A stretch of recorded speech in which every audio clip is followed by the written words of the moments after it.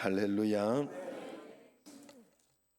그리스도의 평강이 여러분 마음을 주장하게 하시 바랍니다.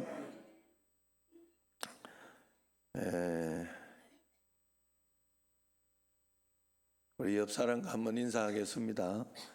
명절 잘 보내셨습니까?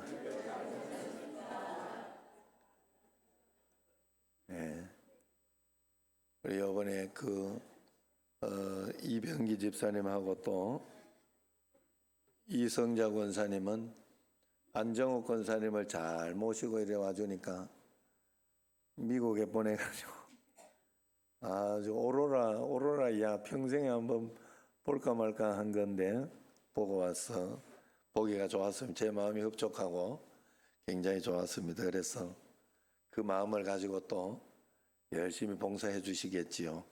예, 우리 서로 한 번 더 인사하겠습니다. 참 잘 오셨습니다.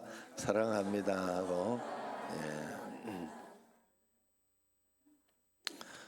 우리나라 초대교회에 처음 교회가 들어왔을 때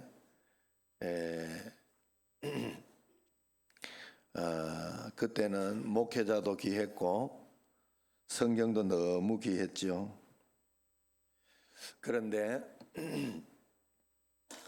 그때는 선교사님들이 이제 각 지역을 다니면서 지금 이제 다른 곳에도 해외 선교도 없는 데 가면 그렇게 하지요. 그냥 가서 개척하고 또 성도가 모이면 거기에 좀 그 중에서 제일 있는 분들, 글을 읽을 줄 알고 이런 분들이 있으면 그분들을 뭐 조사 이런 걸로 이렇게 옛날에 우리 조사라 그랬어요. 그래서 그렇게 세워놓고 또 다른 지역으로 가서 또 개척하고 그래서 두세 달에 한 번씩 계속 순회하면서 이렇게 기도하고 이렇게 예배드리고 할 수 있도록 그렇게 했어요.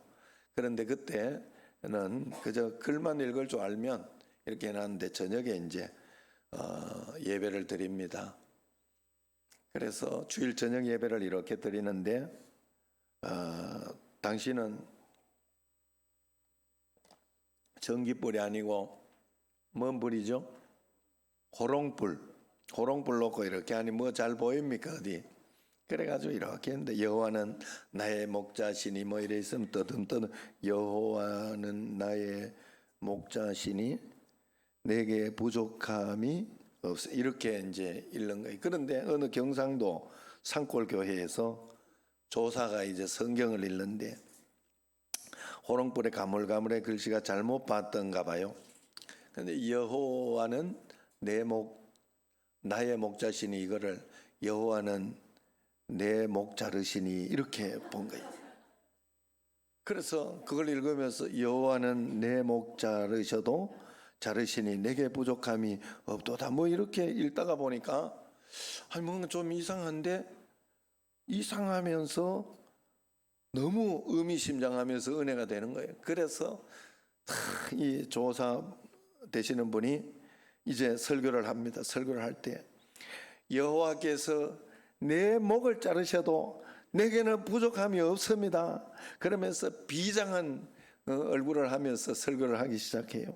그러니까 밑에 있는 분들도 여호와는 내 목 자르셔도 부족함이 없 죽어도 좋습니다 하고 하니까 내도요 하면서 여호와가 내 목 자르셔도 나도 주님 따르겠습니다. 주님 따르겠습니다. 그랬다고 합니다.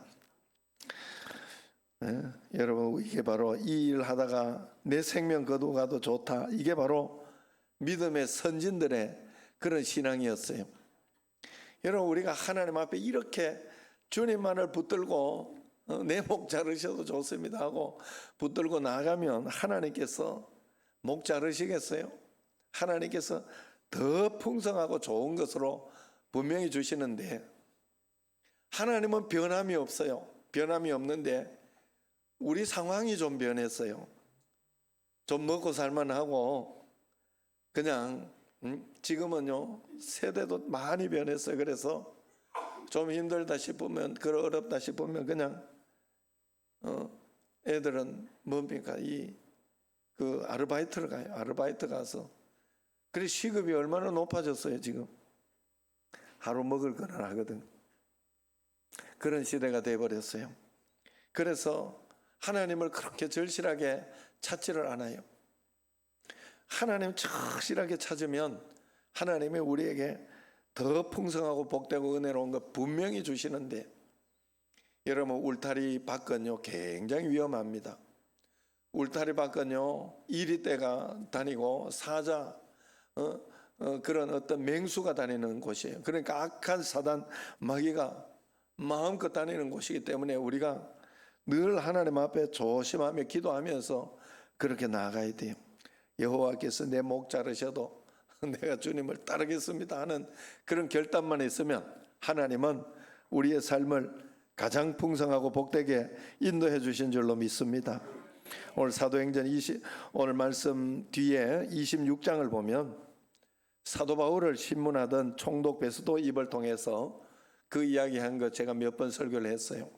바울아 네가 미쳤도다 하는 바울을 미친 사람으로 총독 베스도가 이야기를 합니다. 사도 바울은 미쳤다는 이야기를 들었어요. 사도행전에서 이 이야기를 구체적으로 적는 데는 이유가 있겠죠. 우선 사도 바울과 많이 닮은 거예요. 미친 사람은 수치를 모르잖아요. 부끄러움을 모르잖아요. 뭔 소리 하든지 어떤 일을 하든지 수치를 느끼지 않습니다. 수치를 알고 그렇게 하면 벌써 정신이 온전한 사람이죠. 그래서 미친 사람은 남이 조롱하든 비웃든 신경 쓰지 않아요. 사도 바울이 그것과 좀 닮았다. 예수 그리스도 때문에 복음을 전하면서 남들이 조롱을 하고 너가 왜 멀쩡하다 왜 그러냐, 너가 왜 이렇게 교수하고 잘하다가 왜 이렇게 됐냐, 예수님 핍박하던 너가 어떻게 이렇게 바뀌었냐 하고 조롱하고 그렇게 해도 그리고 그것 때문에 매를 맞고 도망을 다니고 그것 때문에 고난과 고통을 당해도 그것 때문에 행복해하는 거예요. 사도 바울은 그것 때문에 기뻤다는 거예요. 그러니 완전히 이건 정말로 다른 사람이죠. 미친 것과 비슷하게 보이는 겁니다. 성령 충만을 모르면 그게 부끄러움이나 성령 충만하면 그것이 자랑스럽고 기쁘게, 여러분 우리가 예수님 안에서 있는 믿음 안에서 살다가 복음 때문에 당하는 고난이 있고 복음 때문에 당하는 어려움이 있으면 여러분 오히려 자랑스럽게 여기고, 복음이 아니고 내가 잘못해가지고 고생하는 거는 회개하셔야 되고, 복음 때문에 내가 예수님 믿는 것 때문에 내가 비박을 당하고 예수 전하다가 조롱을 당하고 그런 것은 오히려 감사하고 기쁘게 하늘나라의 사도 바울처럼 생각해야 돼요. 사도 바울만 그런 게 아니에요. 그때 제자들은 모두가 그런 마음으로, 그래서 자기가 한 대 맞으면 상급이 한 대 올라간다 이렇게 믿었어요. 그러니까 오히려 더 기뻤던 거예요. 어떤 일이 있어 내가 오늘 1시간 일하면 100만 원 더 준다 이러면 그 일하는 게 고난이나 고통이 아니지 않습니까? 사도 바울은 그런 마음이 있었던 것이에요. 또 미쳤다는 말은 돌았다는 말인데, 돌았다는 건 변했다는 거잖아요. 싹 변했다는. 사도 베스도 총독은 사도 바울이 변한 과정을 보지 못했고 알지 못했으니까 다메섹 도상에서 변화받은 경험을 이해하지 못하니까 터무니없는 그런 얘기로만 들렸을 겁니다. 우리도 구원받은 간증 때문에 어떨 때는 손가락질 받고 너무 광신적이 아니냐, 그렇게까지 믿는 게 아니다라는 이야기를 들을 수도 있지만은 분명 하나님께 영광이요 기쁨이 아닐 수 없습니다. 세 번째, 또 미친 사람은 남이 알아듣지 못하는 말을 하죠.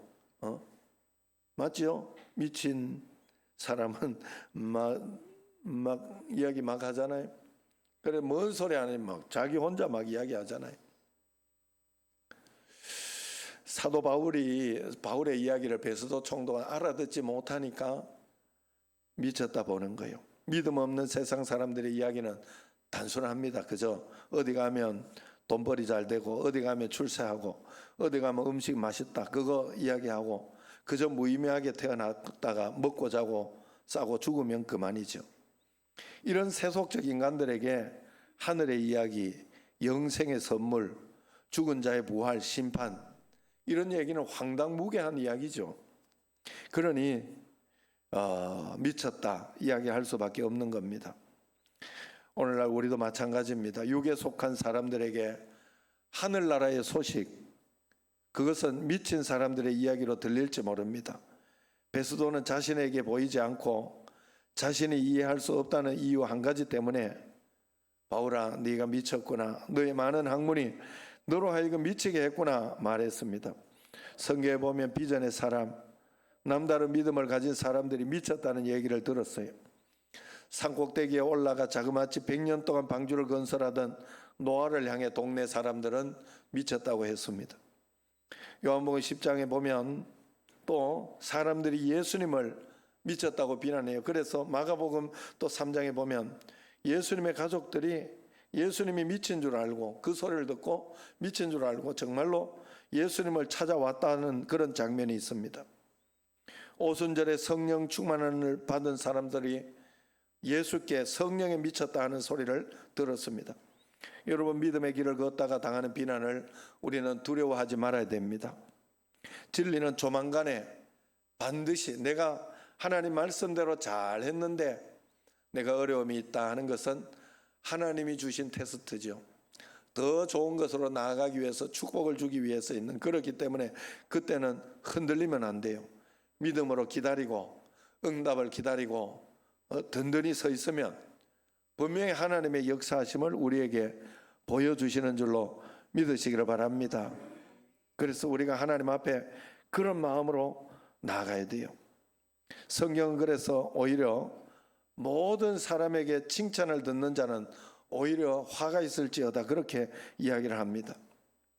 신사적이고 정상적으로 보이는 나의 모습이 오히려 복음에 대한 열정의 부족, 하나님을 향한 헌신과 충성의 결핍에서 나오는 미지근함 때문은 아닌가, 내 자신을 돌아봐야 됩니다.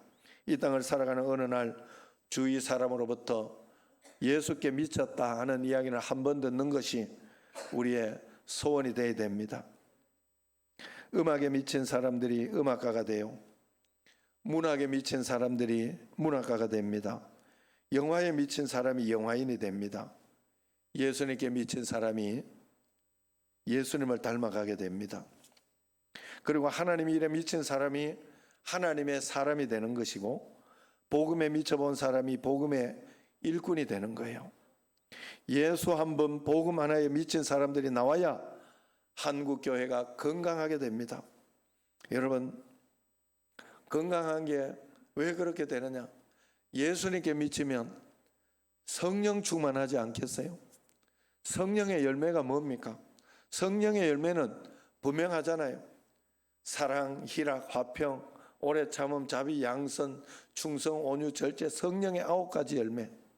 그래서 예수님께 막 미치고 예수님을 잘 믿으면, 오늘 말씀을 잘 듣고 말씀대로 잘 사는 사람은 막 용서하는 게 풍성해지는 거예요.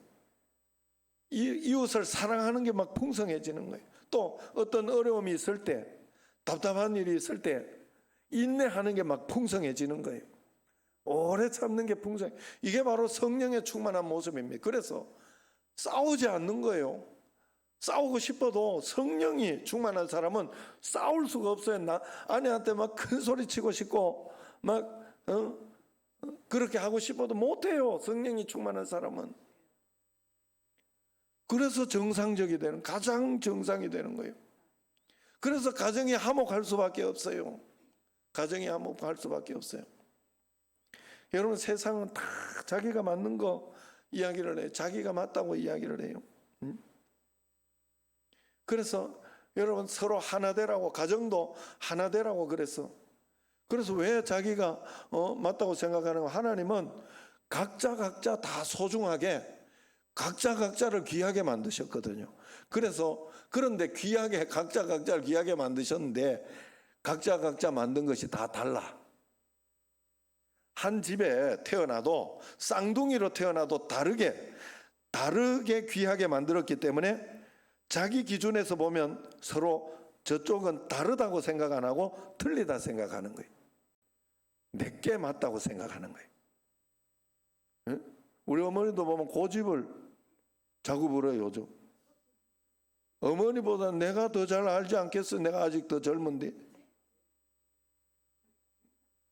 내가 아직 20살 이럴 것 같으면 내가 틀리겠지. 아내는 아내대로 고집을 부려. 자기가 맞대. 자기 말 안 듣는다고. 자식은 자식대로 고집을 부려.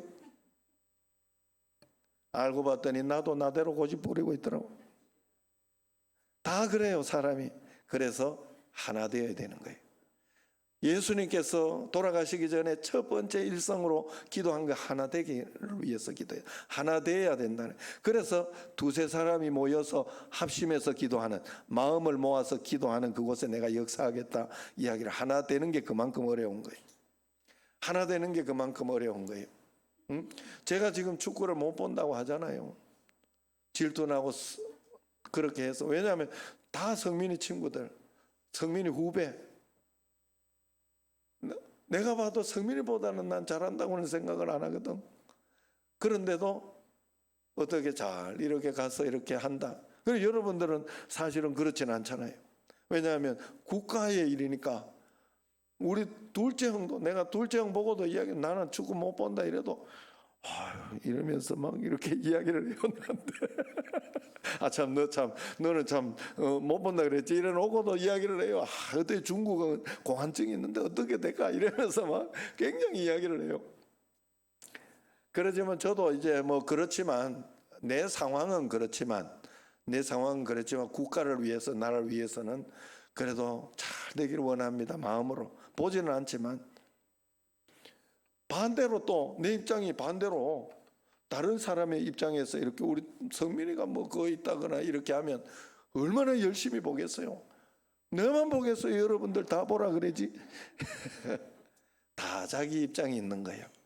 그래서 하나 되어. 그래서 하나님은 질서를 만들어 주셨고, 그래서 사장이 있으면 사장이 있고 상무가 있고 자기 질서가 있는 거예요. 그걸 지키라는 거예요. 가정에서는 부모가 있고 자식이 있는 거예요. 또 남편이 있고 아내가 있고 다 다르지만 질서도 지켜가면서 하나가 되어서 나가라. 그럼 모든 것에는 십자가가 없이는 하나 될 수가 없어요. 십자가가 없이는 하나 될 수가 없어요. 자기 십자가를 지고 가야 서로가 하나 될 수가 있어요. 왜냐하면 다 자기 생각이 있고 자기 주장이 있기 때문에 그렇습니다. 그래서 우리가 정말로 하나님 앞에 그런 마음으로 이렇게 하나 되어 가야 돼요. 복음에 미친 사람들이 나오면 이렇게 하나 되는 것이 성령의 열매로 충만하게 분명히 됩니다. 오늘 본문은 이런 이야기예요. 바울 사도가 아시아 일대에 복음을 전하기 위해서 구체적인 계획을 가지고 아시아로 가려고 그랬어요. 그런데 밤에 잠을 자다가 꿈을 꿨는데 유럽인들이 우리 쪽으로 오라고 이렇게 환상을 봤네. 그러니까 그것을 하나님의 뜻으로 하나님의 말씀으로 잘 들은 거예요. 그래서 아시아로 갈 계획은 다 세웠지만 그 계획을 확 무너뜨려 버리고 유럽으로 갑니다. 하나님 말씀에 따라서 유럽으로 갑니다. 그리고 유럽 간 첫 도시가 빌립보. 거기에서 루디아를 동역자로 얻고, 루디아의 집을 가보면요, 굉장히 부자예요. 거기 가보면. 한번 언제 거기 가볼, 유럽, 내년에는 유럽 한번 성지순례 한번 가봤으면 좋겠어요. 터키하고 이런 곳에 가보면 굉장히 볼만해요. 볼만한 것도 많고, 사도 바울의 어떤 그 유적지들을 이렇게 보면 이 성경에 이런 이야기들이 있었구나 하는 것을 알 수 있는데, 어쨌든 그렇게 됩니다. 그런데 여기에서 이제 기도처를 잡고 복음을 전하면서 이렇게 살다가 길을 가다가 이제 용하다고 소문난 귀신 들린 점쟁이 여종을 만나요. 그런데 이 점쟁이 여자가 하나님의 사람들을 알아보고는 자꾸 소리를 지르고, 그냥 가만 놔둘라 했는데 자꾸 보고 소리를 지르는 거. 18절 보세요. 거기에 보면 같이 한번 읽어봅시다. 이같이 여러 날을 하는지라 바울이 심히 괴로워하여 돌이켜 그 귀신에게 이르되 예수 그리스도 이름으로 내가 네게 명하노니 그에게서 나오라 하니 귀신이 즉시 나오니라. 이같이 여러 날을 했다 하잖아요. 여러 날을 계속 저 사람은 뭐 하나님의 사람이다 뭐 그러면서 뭐 여러 날을 이야기를 한 거예요. 그러니까 괴로워서 그렇게 선포를 했어요. 그랬더니 이 일로 점쟁이 여종의 주인이 바울을 법정에 고소를 합니다. 로마 법관들은 또 바울의 잘잘못, 무엇 잘했고 잘못했다 이런 걸 따지지 않고 귀신이 멀쩡하게 되었으면 오히려 상을 줘야 될 일인데 따지지도 않고 유대인이 와서 막 그랬다 이래가지고 그냥 거기에 편견을 가지고 그를 감옥에 가두지요. 그날 밤에 발이 쇠고랑에 묶인 채 감옥에 가서 할 수 있는 게 없잖아요. 할 수 있는 게 사방이 다 막혀 있고 그리고 매를 맞고 감옥에 가 있는 상황. 그걸 가지고 하나님 앞에 오히려 감사하며 영광은 돌렸지만 거기에서 더 이상 할 수 길이 꽉 막힌 것으로 느껴집니다. 그때 그들은 하나님께 찬양을 했어요. 바울과 실라 찬양을 하면서 주님께 영광을 돌렸더니 그 옥문이 확 열려버린 거예요. 그럴만해요. 제가 이렇게 보니까. 그런데 거기에서 옥문이 열리니까 옥문이 여러분 우리가 생각하는 그런 옥이 아니에요. 빌립보 그 감옥 가보면 그냥 굴 하나 파놓고 거기에 그냥 이렇게 해놓은 크지도 않아요. 그러니까 거기에 열쇠가 열려 있고 문이 열려 있으니까 나간 줄 알고 자결하려고 칼을 들고 자결하려고 하는데 바울이 그 안쪽에 있다가 죽지 마라. 내 몸을 상하게 하지 마라. 그렇게 소리를 칩니다.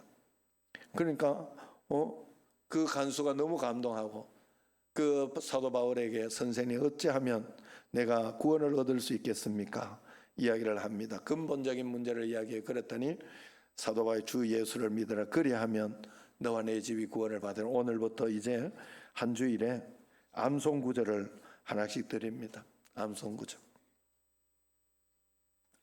아이고 목사님 뭐 저런 거를 내냐고 막 이러면서 욕하지 말고 하기 싫으면 안 하면 돼요.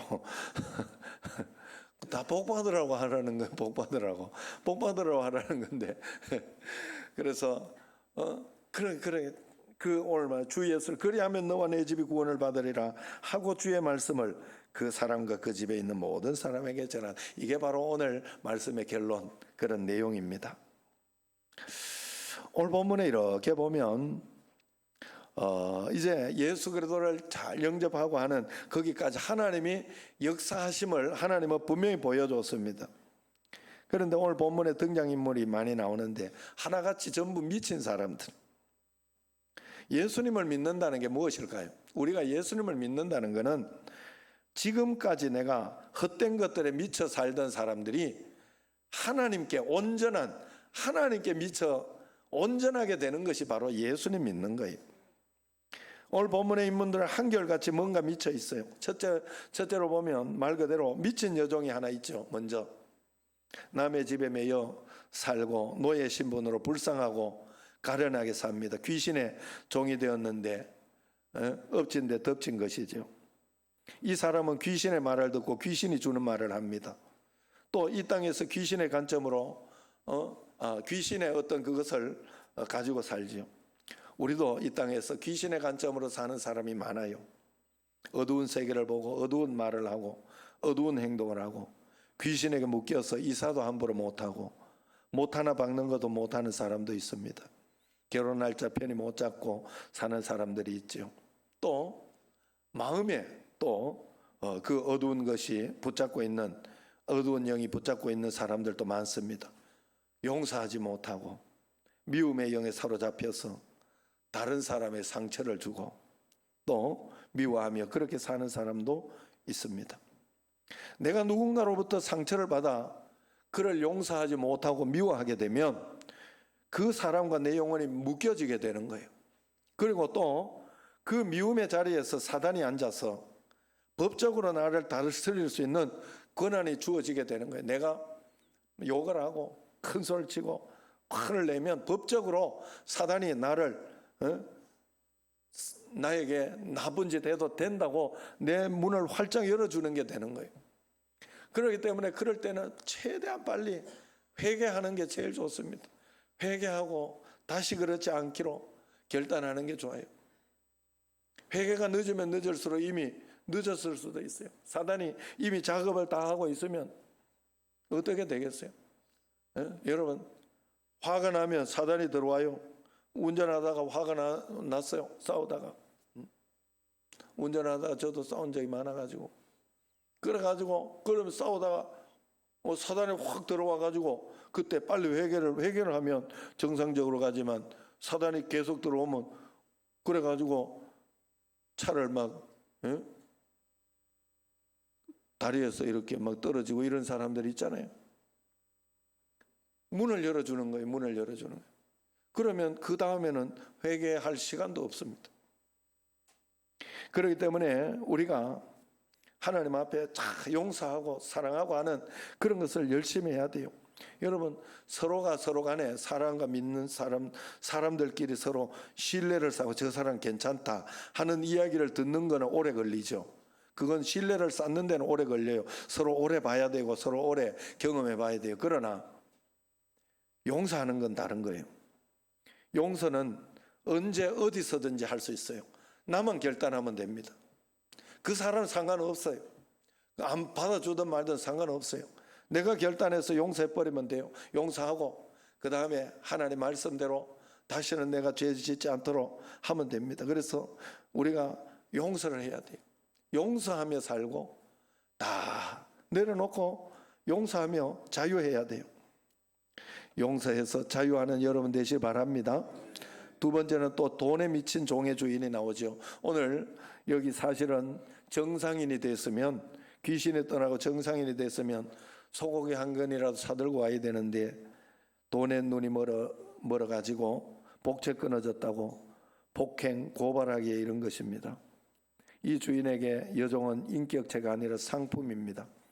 돈에 미친 사람이 한둘이 아니었던 모양이에요. 그래서 16절에 보면 주인들이라고 나와요. 주인들. 주인이라고 하지 않습니다. 주인들. 그래서 성경은 너희가 하나님과 재물을 겸하여 섬기지 못하느니라. 은을 사랑하는 자는 은으로 만족함이 없고 풍부를 사랑하는 자는 소득으로 만족함이 없나니 이것도 헛되도다 그랬어요. 여러분, 사람은 다 만족함이 없어요. 가져도 자꾸 더 가지고 싶고 늘 부족하고 그렇습니다. 우리가 모든 세상 것은 다 그래요. 세상 것은 다 그래요. 그렇기 때문에 우리가 하나님 말씀대로 우리가 예수님께 다 미치고 예수님께 나아가게 되면 자꾸 나누게 돼요. 그래서 나누는 것에 이렇게 나누고 서로 사랑하고 그러는 것에 넘치게 됩니다. 우리가 그런 삶을 꼭 살아야 할 줄로 믿습니다. 세 번째는 편견과 전통에 미친 그런 재판관이 나옵니다. 피고가 유대인의 말만 듣고 시시비비를 따지지도 않고 옷을 찢어버리고 매로 치고 옥에 가두어버린 편견의 노예입니다. 이런 선입견에 매이게 되면 냉정하고 공정해야 할 법관도 어처구니 없는 짓을 저지르게 돼요. 그래서 우리가 어디 이쪽 저쪽에 여러분 어디에 확정 편향이라고 합니까? 거기에 먼저 매여 있으면 안 돼요. 여러분, 우리는 성경 말씀대로 성경 말씀에 매여야 돼요. 꼭 그래야 됩니다.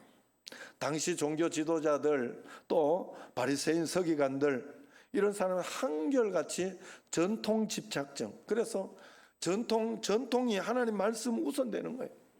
그렇게 되면 망합니다. 안 됩니다. 어떤 교회에서 카펫을 깔게 되는데 카펫을 어떤 한 부류는 빨간색으로 깔아야 된다 주장하는 사람이 있고 또 다른 쪽에 녹색으로 깔아야 된다 주장합니다. 위원회를 만들어 토의를 해보니까 빨간색 판은 보혈의 색까지 운운하면서 성령의 색깔이 빨간 색깔이지 않냐. 십자가 색깔 아니냐? 그러면서요. 그럴듯하잖아요. 응? 맞잖아요. 일부 맞는 말이죠. 또 녹색판은 녹색은 희망의 색깔 아니냐? 새로운 미래의 색깔이요, 성장의 색깔 아니냐? 그러면서요. 그것도 맞는 말이잖아요. 예? 그래가지고 결국은 싸움이 커져가지고 두 교회로 나눠지게 됐다 그래요. 빨간색으로 깔아야 된다는 사람들은 나가서 빨간 십자가 교회라고 이름을 해서 지었고, 녹색으로 깔아야 된다고 했던 사람은 늘 푸른 교회라 이름을 지었다고 합니다. 이래서는 안 된다는 소리예요. 이래서는 안 된다는 소리예요. 예? 빨간색이면 어떻고 녹색이면 어떻고, 그래 이렇게 하는 가운데에서 좋은 대로 목사님 원하는 대로 하시면 되죠. 그렇게 하면 되죠. 여러분, 늘 우리는 무언가에 치우쳐 있어요. 그걸 잘 인식하지 못할 때 나만 옳다고 주장해요. 잘 인식하지 못할 때. 그러면 안 돼요. 그냥 그럴 때는 이제 연세 드시고 이러면요, 이제 그 일을 좀 더 멈춰야 돼요. 연세 드시면 드실수록 그래야 돼. 제가 볼 때 나도 그래서 그러려고 지금 마음에 결단을 많이 합니다. 저도 그러려고. 왜냐하면 그냥 그러냐 고맙다, 그래 볼까, 그런 이야기만 하면 돼요. 저도 우리 아버지 이렇게 생각해 보니까 마지막에는 늘 그랬던 것 같아요. 뭐 본인이 할 수 있는 게 없으니까 뭐 이렇게 저렇게 하면 늘 전화를 하면 고맙다. 내가 너한테 해준 것도 없는데 너무 고맙구나. 응? 야, 너가 있어서 너무 나는 행복하다. 그런 이야기를 했어요. 응? 너가 우리 집에 있어가지고 우리 집이 이렇게 잘 되고 고맙다. 너는 나 죽으면 울지 마라. 절대로 울지 마라. 그러니까 우리 어머니가 지금 비웃잖아요. 옆에서 딱 옆에 있다가 너는 나 뭐 울지 마라 이러니까 옆에서 딱 울 생각도 안 하는데 울지 마라 그랬다고. 그래 나도 뭐 이렇게 그래 울지 마라 이러면 너 울도 안 할 건데. 그래 어쨌든 그랬어요. 그렇게 마지막을 그렇게 보내. 참 보기 좋았어요. 참 보기 좋았고 감사했고 늘 미안하다, 미안하다, 고맙다. 그래 여러분, 우리가 성령님께 붙잡힌 바 되고 마지막 주님 앞에 우리가 성령님께 가면 하나님께서 포용하고 사랑하게 합니다. 사도 바울은 바로 예수님께 미쳤기 때문에 그는 성령에 미쳤고 이웃 사랑에 미쳤습니다. 말씀과 사명에 미쳤습니다. 그래서 사도 바울은 가장 행복한 삶을 살 수 있었고 자유로운 삶을 살 수 있었습니다. 육신에 붙잡히지 않았어요. 세상 가치에 붙잡히지 않았어요. 하나님 가치에 붙잡힌 바 되어서 하나님 나라를 위하여 복되고 아름다운 삶을 살게 된 것입니다. 여러분, 세상은 어차피 무언가에는 한번 미쳐야 살 수 있어요. 어떤 사람은 건강으로, 어떤 사람은 가정 지키는 것을 그것을 평생을 또 이렇게, 또 어떤 사람은 여자에 미쳐가지고 살기도 해요. 또 어떤 사람은 자식에 미쳐서 살기도 합니다. 어차피 미쳐야 산다면 하나님께 미쳐서 살면 하나님께서 다 그 모든 것들을 풍요하게 우리에게 채워주시지 않겠느냐 하는 것입니다. 그래서 빌립보 3장에 보면 무엇이든지 내게 유익하던 것을 내가 그리스도를 위하여 다 해로 여길 뿐더러 또한 모든 것을 해로 여기면 내 주 예수 그리스도를 아는 지식이 가장 고상하기 때문이라. 내가 그를 위하여 모든 것을 잃어버리고 배설물로 여기면 그리스도를 얻고 그 안에서 발견되려 함이라 그랬어요. 할렐루야. 그리스도를 위하여 세상 것을 버리고 나는 주님 안에서 발견되고 싶다. 주님 안에 잘 보이고 싶다. 예수님께 잘 보이고 싶다, 이 말이죠. 비행기를 이륙하려고 하면 이륙할 때가 가장 위험하고 또 이륙할 때가 가장 많은 기름이 소모된다고 그래요. 여러분, 우리 믿음 생활도 마찬가지예요. 침체의 늪에 빠진 사람이 있으면 다시 이륙하기 위해 전에 없는 더 뜨거운 기도를 드려야 됩니다. 어느 날 나도 모르게 무기력해져 있는 자신을 발견했다면 지금 전에 없는 말씀에 사로잡혀 가야 돼요. 성령의 불길을 잃어버리고 냉랭하게 살아가던 사람이 커다란 성령의 기적을 체험하기 위해서는 전에 없는 뜨거운 말씀에 사로잡히고 뜨겁게 기도하는 일이 필요한 거예요. 우리는 하나님 앞에서 그래서 다시 일어나기 위해서 하나님 앞에 9월 10월 기도 한 번쯤은 하나님 앞에 매달려서 맹렬하게 기도해야 됩니다. 여러분, 저는 우리 너무 욕심이 없다 하는 생각이 들어요. 여러분, 옛날에도 진짜 똑똑한 사람은요, 구설해도 제대로 했어요. 정한수를, 진짜 똑똑한 사람이 정한수를 떠놓고 아침에 기도를 해도 철저하게 했어요. 그게 욕심이 있는 사람이에요. 그게 정말로 욕심이 있는 사람이 그렇게 했어요. 뭘 믿어도 제대로 하나 열심히 확실하게 믿었다고요. 그런데 요즘은 우리가 하나님은 변함이 없는데 우리 상황이 좀 변하다 보니 왜 이런 이야기를 하는가 하면 여러분, 지금 사실은 나는 굶어 죽었다는 이야기를 듣는 거 참 마음이 불편해요. 어느 교회라도 가서 나 굶어 죽게 생겼으니 쌀 좀 달라 하면 안 줄 교회가 없어요. 그거 내 이 교회에 나오겠으니 예? 쌀 좀 주시오 그러면 쌀만 주겠어요? 뭘 도와줘도 도와줍니다. 그리고 정 먹을 거 없으면 도둑질 하면 되잖아요. 감옥에 가도 살려주잖아. 안 그런가요?